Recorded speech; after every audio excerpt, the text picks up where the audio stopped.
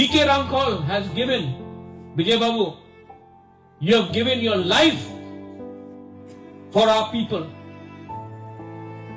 पूरा जिंदगी दे दिया इन्होंने हमारे लिए।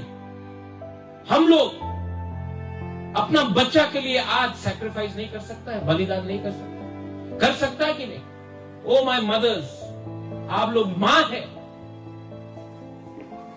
मां अगर अपने बच्चे के बारे में नहीं परवाह करेगा, सिर्फ रिग्नाय वीसा पैसे के बारे में परवाह करेगा, अपना बच्चा का अधिकार के बारे में परवाह नहीं करेगा, तो कौन आपको हेल्प करेगा?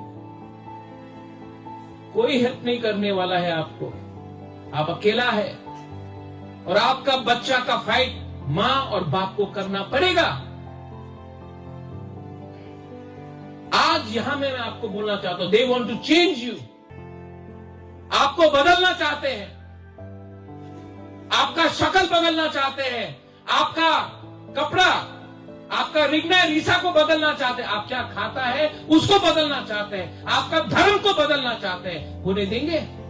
No, we are who we are, and we shall not change for politics, because we are Tiprasa people, we are indigenous people.